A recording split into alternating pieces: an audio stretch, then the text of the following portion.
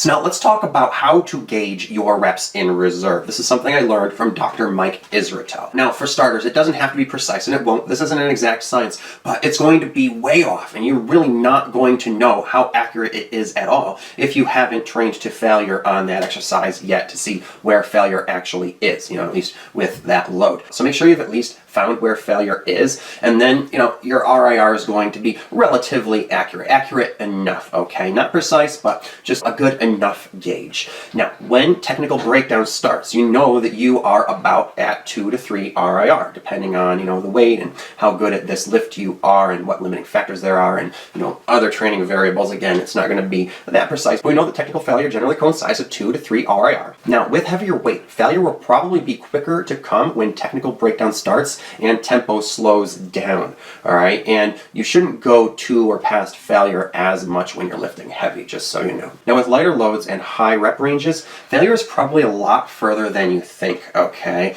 At what you think is 2 to 3 RIR, if someone, put a gun to your head and really, demanded that you go as far as you possibly can to absolute failure, you could likely get at least 4 to 6 more reps in, okay? With light, high rep training, it burns really bad. And, you think to yourself, oh my God, I can't stand this.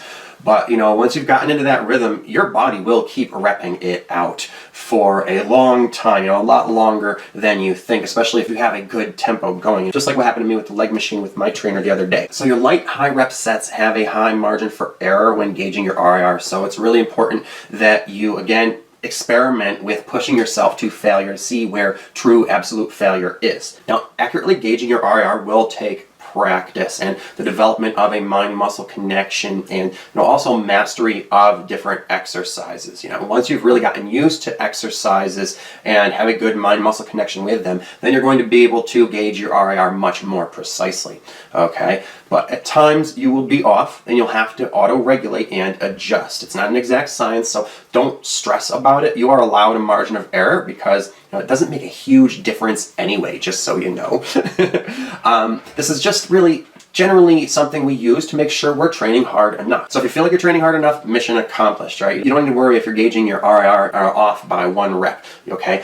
But just keep practicing your exercises, and as you get used to them, you will be able to gauge your RPE better and better as time goes on. And what you want to do is, over the course of your block of progressive overload, week after week, as you are supposed to be increasing your RPE, you want to be trying to make it more and more accurate, okay? So it is very much okay if you are off early on in your block, but as the block progresses, the progressive overload progresses, it becomes more and more beneficial for your RPE gauging to be more accurate, okay? So that way, at the very end, when you're supposed to be pushing yourself the hardest, for sure you have pushed yourself the hardest. So you don't need to worry about it as much earlier on, but you do want to use that auto-regulation and try to make it more accurate the more that training intensity counts, okay? And that you're supposed to be training as hard as possible. And what's most important is just that you are pushing yourself hard enough and harder and harder and harder over time. And you don't want to pressure yourself to be too precise